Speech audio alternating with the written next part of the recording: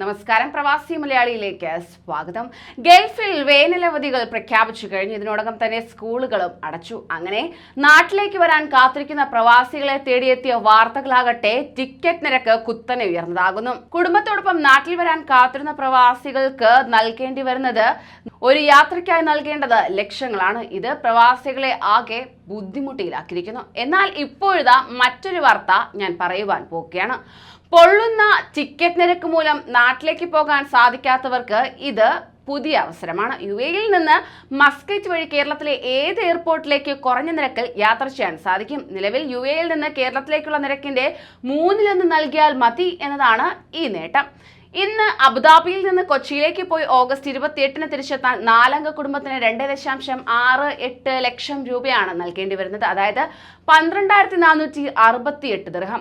നേരിട്ടുള്ള വിമാനങ്ങളിൽ സീറ്റില്ല താനും. മറ്റ് സെക്ടർ വഴി പോകുന്നതിനാണ് ഈ നിരക്ക് ഓർക്കണം.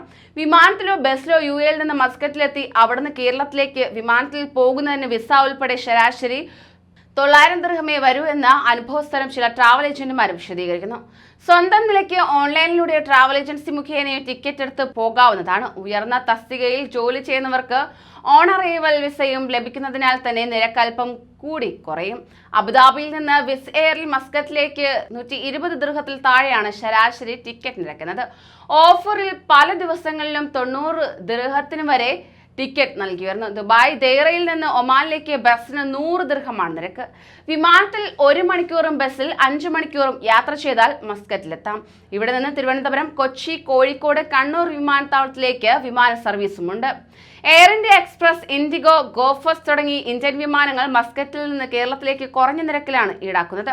പെരുന്നാൾ തലേന്നും പിറ്റേന്നും ഒഴികെ മറ്റെല്ലാ ദിവസങ്ങളിലും ശരാശരി 700 ദിർഹത്തിന് എല്ലാ എയർലൈനുകളിലും ടിക്കറ്റ് ലഭ്യമാണ്.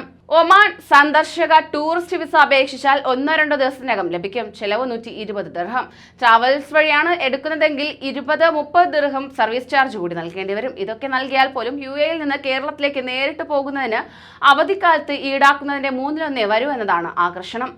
ഉയർന്ന നിരക്ക് മൂലം നാട്ടിലേക്ക് പോകാൻ സാധിക്കാത്ത ഒട്ടേറെ കുടുംബങ്ങൾ ഈ മാർഗം സ്വീകരിച്ചു വരികയാണ്. ഒരാഴ്ചക്കിടെ തന്നെ 500 പേർ ഒമാൻ വഴി യാത്ര ചെയ്തതായി ട്രാവൽ ഏജൻസികളും വ്യക്തമാക്കുകയുണ്ടായി. മധ്യവേനൽ അവധിക്ക് സ്കൂളുകൾ അടച്ചതിനാൽ തന്നെ കുടുംബസമേതം പോകുന്നവരാണ് ഇത്തരത്തിൽ കൂടുതലും ഉള്ളത്. ഇവർക്ക് ഈ ഇനത്തിൽ വൻ തുക ലാഭിക്കാമെന്ന് മാത്രമല്ല ഒമാനിലെ കാഴ്ചകളും കാണുവാൻ സാധിക്കും. ദൈറയിൽ നിന്ന് മസ്കറ്റിലേക്ക് ദിവസേന രാവിലെ 7:30, 3, രാത്രി 10 സമയങ്ങളിൽ ബസ് സർവീസ് ഉണ്ട്. UAE ഒമാൻ അതിർത്തി പരിശോധന ഉൾപ്പെടെ 5 മണിക്കൂറിനകം മസ്കറ്റിൽ എത്തിക്കും. പോക്കും വരവും ഒമാൻ വഴിയാക്കാൻ ആഗ്രഹിക്കുന്ന ചിലർ സ്വന്തം വാഹനങ്ങൾ റോഡ് മാർഗം ഒമാനിലെത്തി അവിടുന്ന് കേരളത്തിലേക്ക് പോകുന്ന ചിലരുമുണ്ട്. വാരാന്ത്യങ്ങളിൽ സുഹൃത്തുക്കളെ മസ്കറ്റ് വിമാനത്താവളത്തിലെത്തിക്കുന്ന ചില ചങ്ക് ബ്രോകളും കുറവല്ല. UAE ഒമാൻ വാഹന ഇൻഷുറൻസ് ഉള്ളവരാണ് ഈ സാഹസത്തിന് മുതിരുന്നത്. അല്ലാത്തവർ ബസ് വിമാനമാർഗമാണ് തിരഞ്ഞെടുത്തിരിക്കുന്നത്. ഇത്തരത്തിൽ മാർഗങ്ങൾ പലതുണ്ട് എങ്കിലും കൂടുതൽ ജാഗ്രതയോടെ യാത്ര ചെയ്യണം. കൂടുതൽ പ്രവാസി വാർത്തകൾക്കായി ഈ ചാനൽ സബ്സ്ക്രൈബ് ചെയ്യൂ.